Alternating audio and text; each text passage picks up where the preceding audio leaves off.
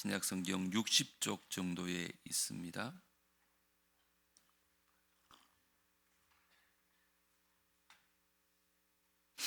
마가복음 5장 16절부터 20절까지 한 절씩 교독하겠습니다. 제가 먼저 16절 읽습니다.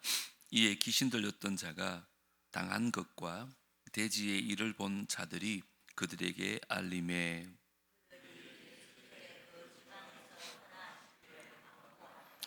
예수께서 배에 오르실 때에 귀신 들렸던 사람이 함께 있기를 간구하였으나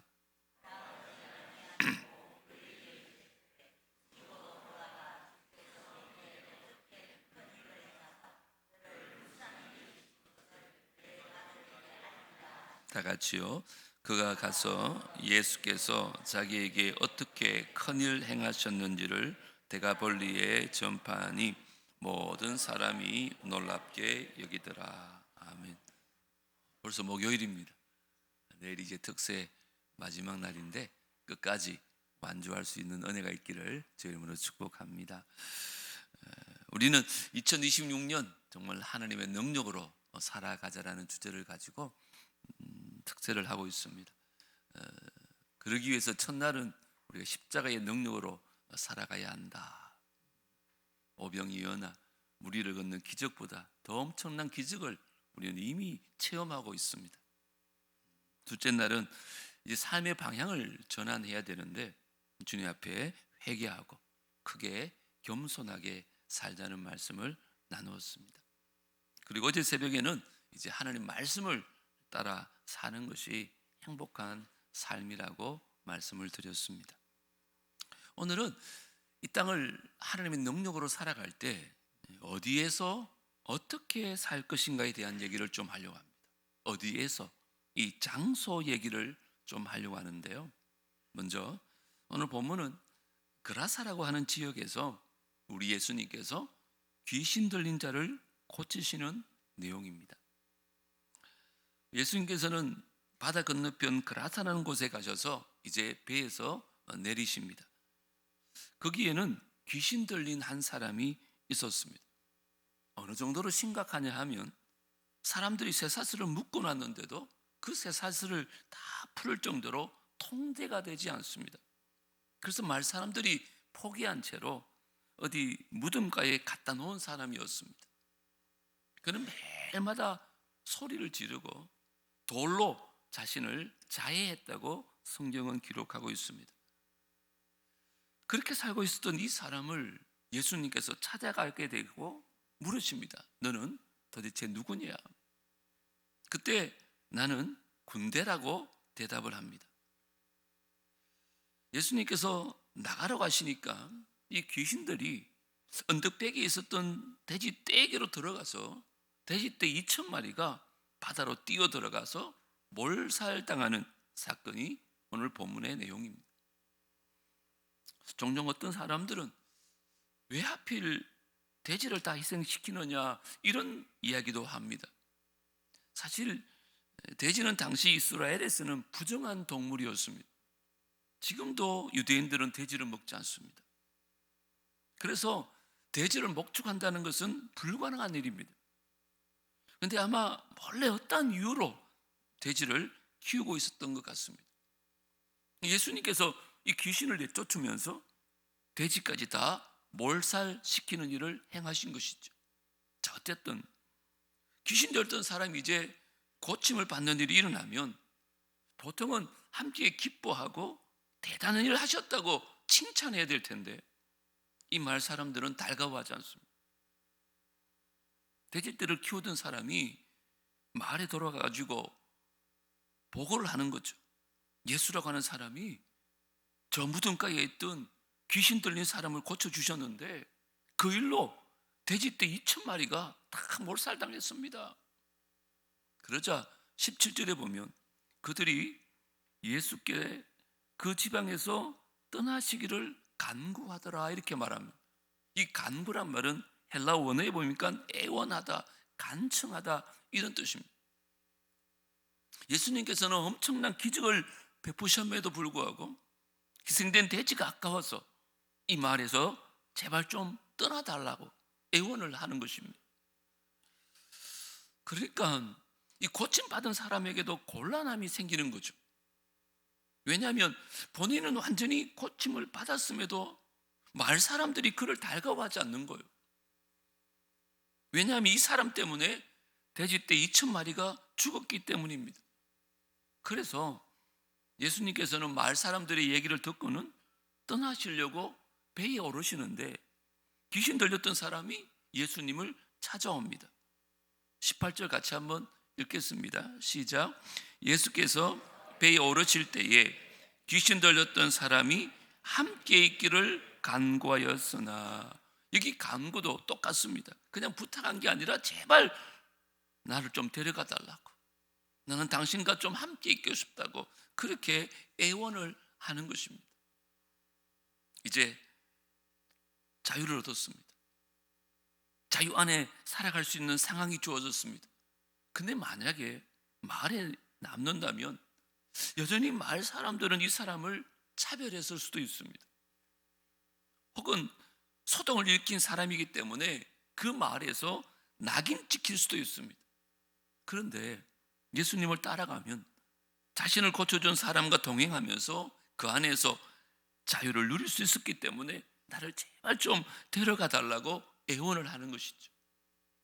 그런데 예수님은 허락하지 않으십니다. 그리고는 아주 중요한 말씀을 19절에 합니다. 다 같이 읽겠습니다. 시작. 허락하지 아니하시고 그에게 이르시되 집으로 돌아가 주께서 내게 어떻게 큰 일을 행하사 너를 불쌍히 여긴 것을 뭐라고요? 내 가족에게 알리라 하시니.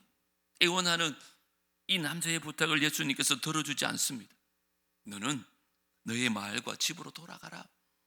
거기서 너에게 행하신 예수 그리스도의 큰 일을 알리라고 얘기하면서 이 사람을 삶의 자리에 그냥 머물러 두게 하십니다.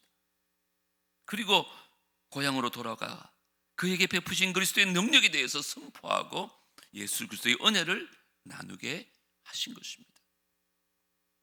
우리가 그래서 두 번째 살펴보고 싶은 것은 일상의 자리에 머물게 하신 예수님에 대해서 말씀을 좀 나누려고 합니다. 사실 오늘 이 말씀은 우리가 2026년 하나님의 능력으로 살아야 할 장소가 어딘가에 대해서 너무나 분명하게 보여주고 있습니다. 우리는 이미 예수 그리스도의 능력과 그 십자가의 은혜를 충분히 경험했습니다. 오늘 본문의 이 사람처럼 귀신에서 고침받은 정도가 아닙니다. 우리는 죄에서 노임을 받았고 죽음에서 생명으로 옮김을 받았고 죄의 종이었던 저와 여러분들이 하나님의 자녀됨의 권세를 얻고 그 자녀됨으로 살아가고 있습니다. 자, 그렇다면 이렇게 주님의 은혜를 경험한 자로서, 그리고 그 주님의 은혜를 누리며 살아가는 자들로서 예수 그리스도의 능력으로 살아가야 하는 장소가 어딘가? 바로 내가 살아가는 일상이라는 것입니다. 귀신 들던 남자가 이 자유함을 얻고 예수님을 따라 배에 오른 것이 아니라 아무리 애원했지만 예수님은 그 자리에 있어라, 그 삶의 자리에 머물러라, 고향으로 돌아가서 네가 만난 예수 그리스도 그를 전하라고 하신 것처럼 우리는 예수 그리스도의 은혜를 충분히 누리고 살아가지만 그것을 그냥 나만의 세상에서 누리고 교회 안에서만 누리는 것이 아니라는 것입니다. 예수님께서는 우리에게도 동일하게 일상으로 돌아가라고 말씀합니다. 삶의 자리에 가서 은혜를 나누고 그 은혜를 전하고 그 은혜로 살아가라고 명령하는 것이 바로 오늘 본문의 가르침입니다. 사실 우리는 교회만 머무는 시간보다는 훨씬 많은 시간을 삶의 자리를 지키며 일상에서 살아갑니다. 그리고 그 삶의 자리가 예수 그리스도의 능력을 경험하는 자리여야 한다는 것입니다. 예수님을 사랑하는 삶, 또 예수님의 말씀을 따라가는 삶의 장소를 우리가 살아가는 삶의 자리, 우리의 직장, 우리의 가정, 그 시간과 그 순간들이 되어야 한다는 것입니다. 그냥 교회에 잠시 머물 때만 예수님의 은혜가 여기 있구나라고 끝나는 신앙이 아니라 이제 일상으로 돌아가서 그곳에서 능력 있게 살아가는 것이 우리의 사명이요 부르심이라는 것입니다. 20절을 보십시오. 그가 가서 예수께서 자기에게 어떻게 큰 일을 행하셨는지를 대가벌리에 전파하니 어떤 일이 일어나요? 모든 사람들이 뭐 했다고요? 놀랍게 여기더라.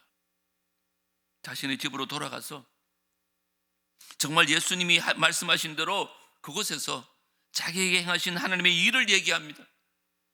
그러자 사람들이 너무너무 놀랍니다. 가족들에게 전하라고 하신 명령을 따라서 이 사람은 예수님과 육체적 거리는 멀어졌지만 자신의 삶의 자리에서 그리스도의 능력으로 살아가고 하나님의 은혜를 전파합니다. 그리고 사람들이 그의 이야기를 듣게 되는 것입니다. 우리의 삶도 마찬가지입니다. 우리는 늘 교회 안에서만 살아갈 수가 없습니다. 늘 영적인 사람들과만 어울릴 수도 없는 것입니다. 우리는 어쩔 수 없이 삶의 자리에 들어가서 살아야 돼. 그런데 이 삶의 자리에서 하나님의 능력으로 살아가라고 하신 명령은 교회에서만 열심히 충전하고 교회에서만 열심히 봉사하고 혹은 믿는 사람들과 어울릴 때만 거룩하게 살다가 마치 배터리를 충전하듯이 교회에서 배터리를 충전해가지고 세상 속에서 소모하며 살아가는 명령이 절대 아닙니다. 오해하시면 안 돼요. 우리는요 교회 안에서 예수 그리스도에 관해서 배우고 충전과 채우심과 은혜를 누린다면 이제 세상 속으로 나아가서 우리가 충전받은 것을 일상에서 전달하며 사는 것입니다. 차가 방전되면 점프 케이블로 점프를 시키잖아요. 마찬가지로 우리가 속한 삶의 자리에서 그 세상 사람들에게 그리스도의 은혜를 나누고 전하며 살아가라고 명령하는 것입니다. 2026년 우리가 정말 하나님 능력으로 살아가야 될 장소가 일상에서 그리스도를 따르고 예수 그리스도를 나누고 예수 그리스도를 전함으로 예수 그리스도와 동행함으로 살아갈 수 있어야 하는 것입니다. 그것이 바로 능력으로 살아가는 겁니다. 그런데 우리는 어떻습니까? 우리는 교회만 떠나면 쉽게 예수님을 잊고 삽니다. 우리를 지배하는 온라인 세상과 또 미디어에 함몰되어 가지고 예수님과 함께 살아가는 것에 대한 괴리감을 느낄 때가 종종 있습니다. 뿐만 아니라 세상의 가치관 앞에서 우리는 너무나 쉽게 타협하며 삽니다. 사실 타협할 것도 없이 그리스도의 나라와 나의 나라를 분리하며 사는 것입니다. 내가 그냥 교회에서 말씀 듣고 예배하는 것은 그리스도의 나라 일이라고 생각하고 하나님 나라 일이라고 생각하지만 막상 삶의 자리에서 직장이나 가정의 일상은 세상 나라라고 생각합니다. 그래서 이분법적으로 분리해서 생각하는 거예요. 그러나 여러분 그렇지 않습니다. 꼭 명심하십시오. 예수님께서 원하시는 삶의 태도는 하나님 나라에서 누리는 그 말씀과 은혜를 가지고 이제 세상 나라에 가지고 가서 그 세상 나라에서도 똑같이 하나님의 나라와 같이 살아가라고 명령하는 것입니다. 그 하나님 나라의 통치 방식대로 그 하나님 나라의 명령과 말씀대로 세상 나라에서도 그렇게 살아가라는 것입니다. 그러면 그 안에 은혜가 선포되어지고 복음이 선포되어지고 사람들이 놀라고 또 그 사람들이 다시 교회로 돌아와서 교회를 이룰 때 그 교회가 하나님의 은혜가 풍성한 교회가 되어질 줄 믿습니다. 이제 저와 여러분 해야 될 사명이 바로 이것입니다. 2026년 여러분들이 하나님의 능력으로 살아가야 될 장소는 이제 예배를 마치고 돌아가 삶의 자리임을 꼭 기억하십시오. 일상에서 더욱 말씀을 쫓을 수 있어야 되고 일상에서 더욱 예수 그리스도의 가치를 따를 수 있어야 되고 일상에서 내가 그리스도인이라고 하는 정체성을 잃지 않고 살아갈 수 있어야 합니다. 분명히 그렇게 살다 보면 우리가 예수 그리스도의 능력을 잃어버릴 때가 있을 것입니다. 또 그분의 은혜를 놓쳐버릴 때도 있을 것입니다. 그렇기 때문에 교회가 중요한 것입니다. 그렇기 때문에 우리에게 교회가 필요한 거예요. 내가 읽고 놓칠 때마다 다시 교회에 와서 그리스도의 은혜를 확인하고 말씀을 듣고 또 세임을 얻고 능력을 받아서 또다시 세상으로 나아가가지고 그 은혜와 말씀으로 살아가는 것입니다. 한 해 동안 이 선순환이 저와 여러분 삶 가운데 계속 되어질 수 있게 되기를 주님으로 축복합니다. 꼭 기억하십시오. 교회 안에 와서 말씀을 부지런히 배우십시오. 그리고 은혜를 누리며 사십시오. 하지만 그것이 끝나면 안 됩니다. 다시 세상으로 나가서 그것과 분리되어 살아가는 것이 아니라 그 세상 속에서 일상의 자리에서 은혜를 나누고 말씀대로 살아가는 것입니다. 생각해 보십시오. 이게 우리 삶 속에서 무한히 반복되어질 때 우리의 삶은 예수 그리스도 안에서 아주 건강하고 성장하고 능력 있는 삶을 살게 되어질 줄 믿습니다. 세상은 여러분 분명히 예수 그리스도의 가치를 잊으라고 얘기할 것입니다.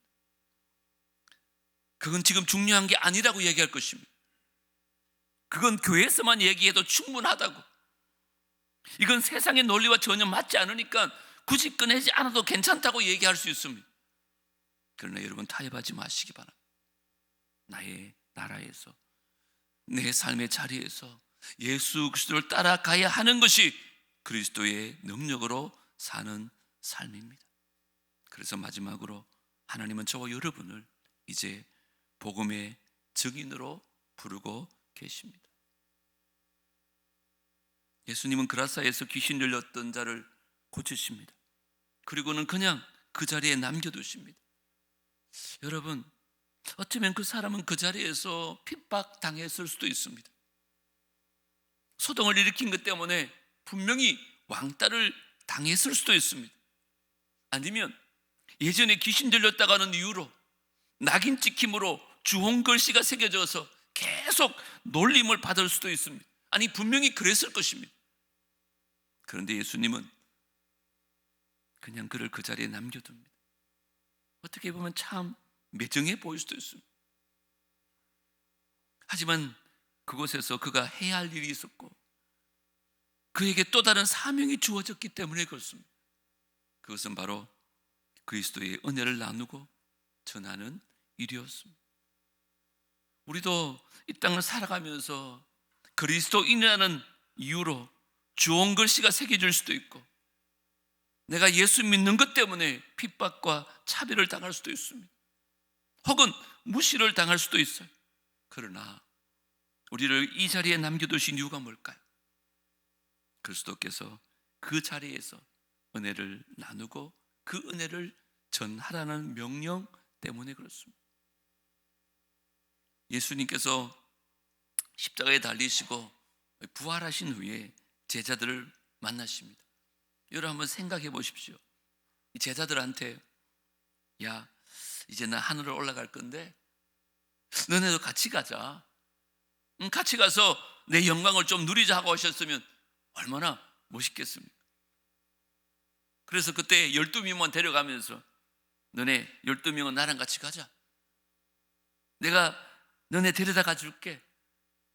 너희들은 누구보다 고생했으니까 우리 함께 가서 천국의 영광을 누리자. 그랬으면 제자들 입장에서도 너무너무 기분이 좋았을 것입니다. 그런데 예수님은 혼자 올라가십니다.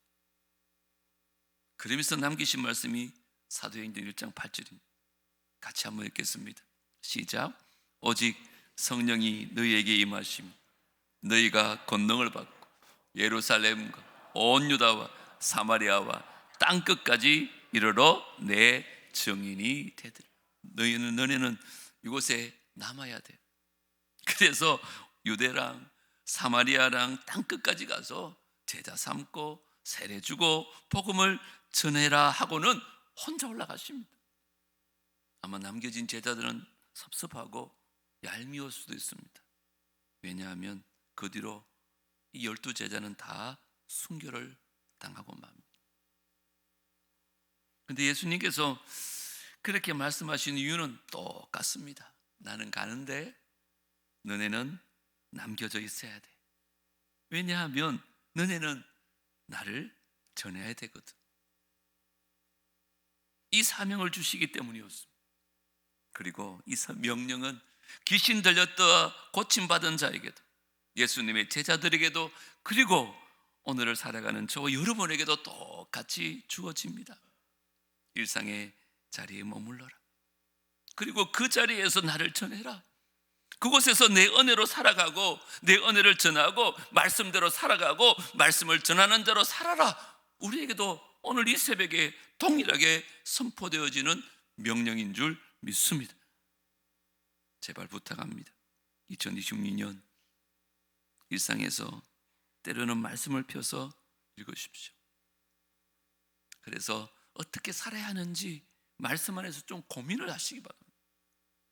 때로는 삶의 자리에서 기도하십시오. 내 삶의 자리가 어렵고 힘들 때 기도함으로 예수 그리스도를 붙들므로 말미암아 살아가야 하는 것입니다. 때로는 삶의 자리에 주어진 이웃들을 사랑하고 그들을 섬기며 사십시오.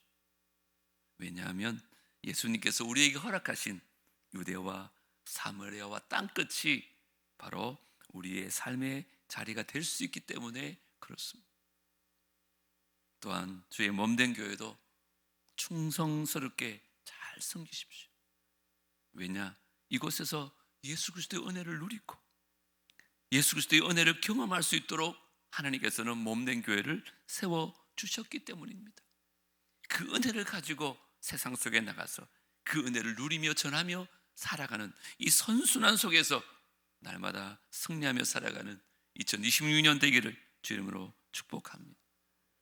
오늘 말씀을 마무리하려고 합니다. 예수님 오늘 저와 여러분에게도 똑같이 말씀합니다. 일상에서 하나님의 능력을 경험하며 살아라. 은혜를 차별하는 사람들이 있을 것이고, 또 내 생계를 유지하느라 고생스럽겠지만, 또 가정을 이루느라 어렵겠지만, 때로는 사람들을 설득해야 할 것이고 은혜를 나누는 것이 힘들겠지만 그냥 거기에 머물러 있으라 말씀합니다.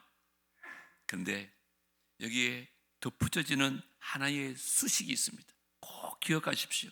대신에 이제 내 능력으로 사는 거다. 뭐라고요? 주님의 능력으로 사는 거라고 말씀하십니다.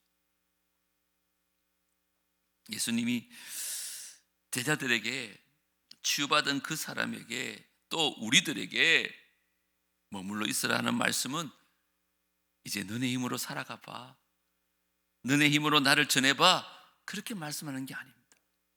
일상에서 하나님의 능력으로 살아가는 것입니다. 머물러 있으면 주님께서 그 능력을 더하여 주실 것이고 성령께서 함께 주실 것이라고 약속을 주셨기 때문에 그렇습니다. 우리가 일상 속에서 머물러 있다고 하는 것은 때로는 참 부담스럽고 힘들게 느껴질 때가 있습니다. 사실은 이것이 은혜고 이것이 축복인 것은 지금부터 시작되는 그 예수 그리스도의 능력이 우리와 함께 하기 때문인 줄 믿습니다. 이제 오늘 하루의 삶, 그리고 이번 한 주간의 삶, 그리고 2020년 한 해 동안 삶의 일상에서 열심히 살아내시기를 바랍니다. 그리고 그곳에서 예수 그리스도의 가치와 말씀을 따라 살아가기를 원합니다. 만약에 여러분들이 그렇게 살아갈 수만 있다면 내 힘으로 이제 살아가는 것이 아니라 예수 그리스도의 능력으로 살아가는 복된 한 해가 될 줄 믿습니다. 그래서 날마다 주의 주신 은혜로 말미암아 승리하는 복된 한 해가 될 수 있게 되기를 주 이름으로 축복합니다. 하나님 아버지, 오늘도 우리의 삶의 자리에 머물게 해주셔서 감사합니다. 그런데 삶의 자리는 참 어려움이 많고 문제들도 많고 또 내가 원하지 않았던 사건들이 발생하곤 합니다. 그러나 하나님, 그럼에도 불구하고 그 자리에 나를 두신 이유를 오늘 깨닫게 하시니 감사합니다. 그것은 예수 그리스도의 은혜로 살아가라고 말씀하신 대로 살아가게 하심임을 믿습니다. 우리가 2026년 한 해를 살아가는 동안에 그 삶의 자리에 머물러서 예수님의 뜻과 그 말씀을 따라가게 살아가게 하시고, 때로는 지치고 힘들 때 그때마다 예수 그리스도의 능력으로 우리를 붙들어 주시옵소서. 하나님, 2026년 내 힘으로 살아갈 수 없기에 하나님의 능력을 의지하며 살기를 원합니다. 우리 모두에게 하나님의 은혜와 그 능력을 부어 주시옵소서. 예수님 이름으로 기도드리옵나이다. 아멘. 주제 찬송하고 기도하겠습니다.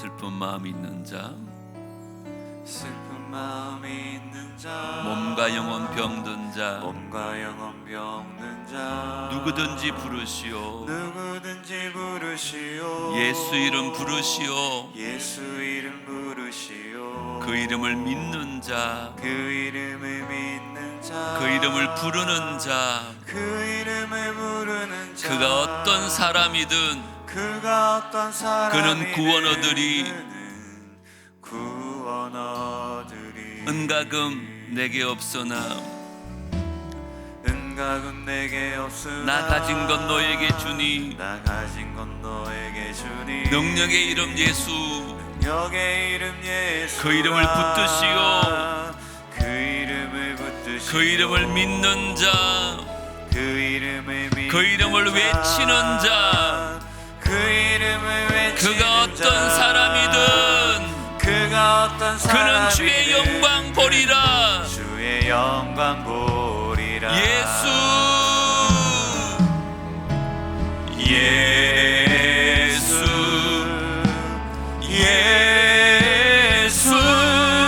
오 능력의 그 이름 예수 나의 저 부르네.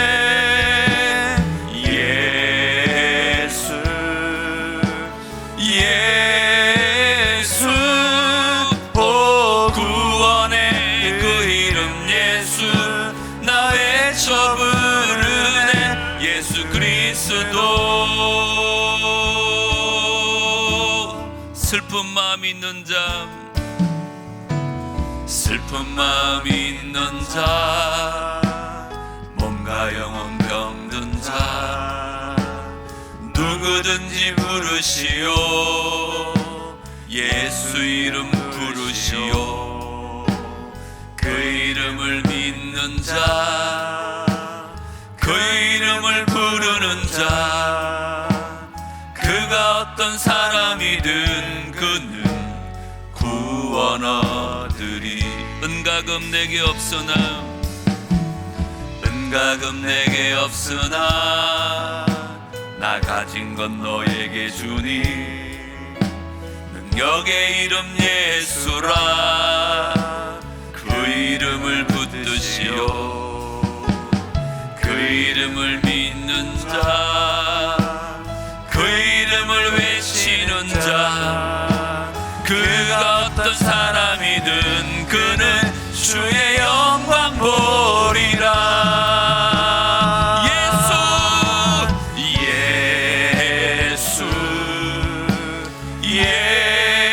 예수 오 능력의 그 이름 예수 나 외쳐 부르네.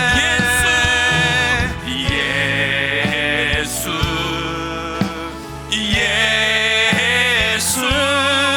오 구원의 그 이름 예수 나 외쳐 부르네. 예수 그리스도. 예수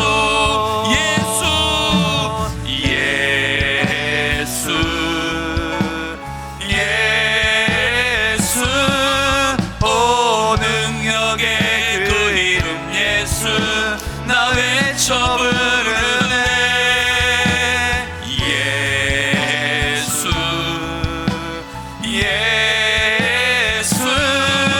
오 구원의 그 이름 예수 나 외쳐 부르네. 예수 그리스도. 오늘도 함께 통성으로 기도하고 각자 기도하는 시간을 가질 터인데, 우리 교회적 기도 제목은 7번째 111 운동을 위해서, 8번째 성도들을 위해서 기도해 주시고, 오늘 말씀 붙들고 하나님 이제 일상에서 그 은혜를 누리며 그 은혜를 전하며 살아가게 해달라고, 그냥 교회에서만 하나님의 나라처럼 사는 것이 아니라 세상 나라에서도 하나님 나라의 법칙대로 살아가게 달라고. 그때마다 어려움도 만나고 핍박도 당하겠지만 타협하지 않게 하여 주시고 말씀을 따라 살아. 오늘 그 세상 그 귀신 들던 사람의 말을 들었던 사람들이, 데가볼리 사람들이 놀랬던 것처럼 나도 이제 그런 삶 살게 달라고, 그리스도의 능력으로 살아가게 달라고. 그래서 2026년 하나님의 능력이 충만한 삶이 되게 해달라고 우리 주님 한번 부르고 통성으로 기도하신 후에 다 같이 기도하고 돌아가겠습니다.